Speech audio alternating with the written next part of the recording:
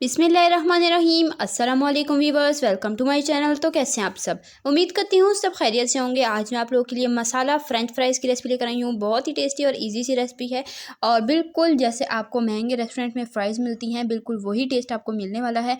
तो आपने क्या करना है, रेसिपी को बिना स्किप किए एंड तक देखना है। चैनल पर नए हैं, चैनल को सब्सक्राइब कर लें। बहुत ही क्रिस्पी, टेस्टी और बहुत ही ईजीली ये फ़्राइज़ हम घर पर बनाकर इंजॉय कर सकते हैं। छोटे छोटे टिप्स एंड ट्रिक्स हैं जो मैं आपके साथ शेयर करने वाली हूँ। तो आपने रेसिपी को बिना स्किप किए एंड तक देखना है और इस रेसिपी को ट्राई करके अपना फीडबैक आपने लाजमी शेयर करना है। रेसिपी स्टार्ट करते हैं। बिस्मिल्लाहिर्रहमानिर्रहीम। सबसे पहले यहाँ पर मैंने 4 दरमियाने साइज़ के आलू लिए, उन्हें मैंने अच्छे से धोकर छील लिया है। सबसे पहले हमने इसकी कटिंग करनी है। तो फ्रेंच फ्राइज़ में कटिंग का आपने ख़ास ख्याल रखना होता है। कटिंग अक्सर लोग नोटिस नहीं करते, लेकिन कटिंग जितनी अच्छी होगी, प्रोफेशनल होगी, आपकी फ़्राइज़ की लुक उतनी ही ज़बरदस्त आएगी। तो यहाँ पर सबसे पहले हमने इस तरह से थोड़े मोटे मोटे स्लाइसिस के कट कर लेने हैं और उसके बाद एक एक स्लाइस लेके इसकी हमने इस तरह से लंबाई में थोड़ी चौड़ी चौड़ी सी स्ट्रिप्स कट करनी है, यानी कि चिप्सें कट करनी है। और आप चाहें तो 2-3 स्लाइस इकट्ठे रख के भी कट कर सकते हैं, लेकिन मैं आपको दिखा रही हूँ ताकि इजीली आप इसकी कटिंग कर सकें।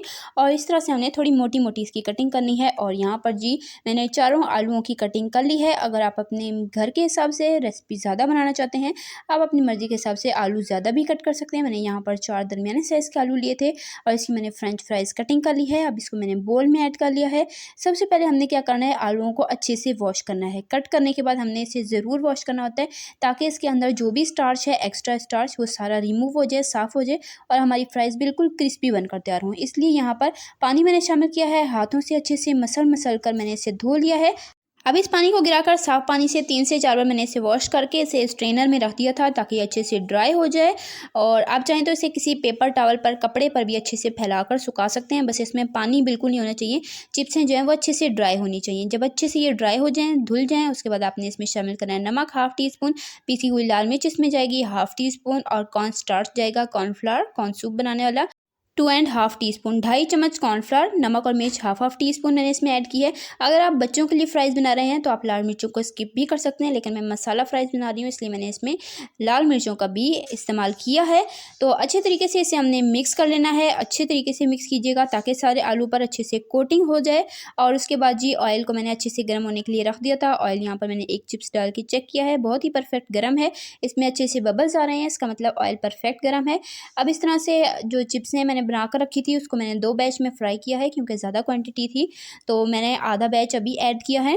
और तकरीबन 6 से 7 मिनट मैंने इसे फ्राई किया था मीडियम फ्लेम पर। फ्लेम का आपने खास ख्याल रखना है, अगर हाई फ्लेम होगी इस पर फ़ौरन से कलर आ जाएगा और हमारी जो फ्राइज़ हैं वो क्रिस्पी नहीं बनकर तैयार होंगी जैसे कि बाहर से मिलती हैं। अगर आपने बिल्कुल वैसी ही फ्राइज़ बनानी है तो आपने फ्लेम का खास ख्याल रखना है। मीडियम टू लो फ्लेम पर आपने फ्राई करना है 7 से 8 मिनट तक। 7-8 मिनट में बहुत ही ज़बरदस्त ये फ्राई हो जाएंगी। यहाँ पर इन्हें फ्राई होते हुए 4 मिनट हो चुके हैं और ये थोड़ी सेट हो चुकी हैं, तो मैंने एक दफ़ा चम्मच चला लिया ताकि सारी फ्राइज़ पर इवन कलर आ जाए। और यहाँ पर 7 से 8 मिनट हो चुके हैं इन्हें फ्राई होते हुए और माशाल्लाह बहुत ही क्रिस्पी, बिल्कुल परफेक्ट गोल्डन सी हमारी फ्राइज़ बनकर तैयार हो चुकी हैं। आप देख सकते हैं माशाल्लाह कितना ज़बरदस्त इस पर कलर आ चुका है। तो अब इन्हें निकाल लेंगे और अच्छे से ठंडा होने देंगे। किसी आप टोकरी में या किसी थाल में आप फैला कर रख दें ताकि ये अच्छे से ठंडी हों, ये क्रिस्पी हो जाएँ। तो इसी तरह से हम सारी फ्राइज़ बनाकर बाकी की भी तैयार कर लेंगे। तो एक बैच मैंने बना लिया है, बाकी की जो आधी फ्राइज़ थी वो भी मैंने डालकर इसमें ऐड कर ली है। और जो फ्राइज़ हैं उन पे कॉर्नफ्लावर और नमक लगाकर आपने ज़्यादा टाइम नहीं रखना, अदरवाइज़ वो पानी छोड़ देंगी, उससे भी हमारी फ्राइज़ क्रिस्पी नहीं बनेंगी। आपने फ़ौरन से मसाला लगाना है, इसे फ्राई करना है। और जी माशाल्लाह अल्हम्दुलिल्लाह से यहाँ पर हमारी क्रिस्पी टेस्टी सी मसाला फ्राइज़ बनकर तैयार हो चुकी हैं। बहुत ही ईजी रेसिपी है। इस रेसिपी को आपने ट्राई ज़रूर करना है। कमेंट में अपना फीडबैक देना है कि आपको मेरी आज की रेसिपी कैसी लगी और आप मेरे चैनल पर किस तरह की रेसिपी देखना चाहते हैं। रेसिपी ज़रा सी पसंद आई वीडियो को लाइक करें, शेयर करें अपने फ्रेंड फैमिली मेंबर्स के साथ। इसी तरह की टेस्टी यम्मी रेसिपीज़ के लिए, सिंपल इजी रेसिपीज़ के लिए, चाइनीज़ रेसिपीज़ के लिए, बेकिंग रेसिपीज़ के लिए, डेजर्ट रेसिपीज़ के लिए, रमज़ान स्पेशल रेसिपीज़ के लिए, बकरा स्पेशल रेसिपीज़ के लिए, सिंपल इजी रेसिपीज़ के लिए, हेल्दी रेसिपीज़ के लिए, स्नैक्स रेसिपीज़ के लिए मेरे चैनल को सब्सक्राइब करें। मैं आपके लिए इसी तरह की कमाल और आसान सी रेसिपीज़ लाती रहती हूँ। सब्सक्राइब कर लें ताकि आप हमारी कोई भी रेसिपी मिस ना करें और सबसे पहले आप तक हमारी नोटिफिकेशन पहुँचे। तो सब्सक्राइब किया करें, इससे हमारी बहुत हौसला अफ़ज़ाई होती है, हमें पता चलता है कि हम कैसा काम कर रहे हैं। तो उम्मीद करती हूँ आपको मेरी आज की ये सिंपल, ईज़ी और टेस्टी सी फ्राइज़ की रेसिपी पसंद आई होगी। इंशाल्लाह फिर मिलेंगे नेक्स्ट मज़ेदार ईज़ी सी रेसिपी के साथ। तब तक के लिए अल्लाह हाफ़िज़।